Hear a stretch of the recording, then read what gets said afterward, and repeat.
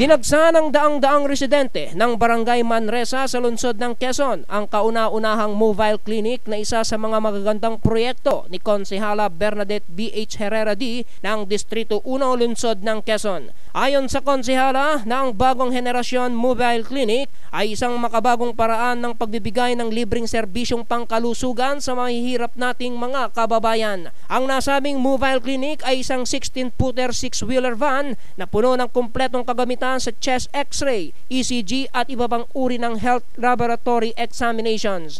Ito ang bagong henerasyon mobile clinic na handang maglingkod sa ating mga kababayan dito sa Barangay Manresa, Distrito 1 ng lungsod ng Quezon. Bukod sa serbisyong dulot ng mobile clinic ay nakikiisa na rin ang mga doktor, dentista at ophthalmologist na silang voluntaryong sumusuri sa mga residente ng barangay. Ako po si Dr. Santos, in charge po ng Manresa Health Station dito sa Barangay Manresa. Ngayon nag-schedule si Councilor Bernadette Herrera ng kanyang launching ng kanyang mobile clinic niya. Ngayon kami bilang doktor natawag kami para magbigay ng serbisyo sa mga tao dito ng libre sa pamamagitan ng pag-check up sa kanila kung sila may karamdaman.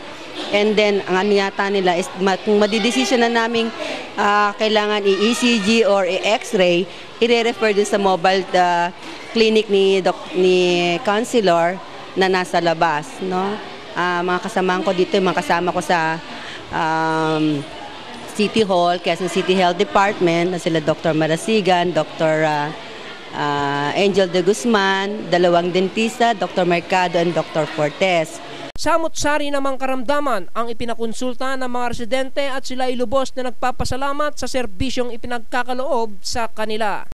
Magpapa-check up po ako kasi kasi ako nahihimatay minsan. Papa-check ako. Pa-check up ako sa katawan ko. Siyempre, malaking tulong kasi libre. Papa-check up yung mga bata, inuubo eh. Maganda, makakatulong po sa mga walang pera katulad namin. Maganda po yung ibinigay ni BH dito para yung mga ng Manresa, mabigyan din po ng magandang tulong katulad sa mata, yung sa mga bata na may sakit, yung mga gusto magpabunot ng ipin. May tuturing na lubos na maswerte ang mga residente ng Barangay Manresa dahil ang kanilang lugar ang siyang kauna-unahang dinayo ng nasabing mobile clinic. Dulot nito, ipinaabot ni Barangay Manresa Chairman Ronnie Ada ang lubos na pasasalamat.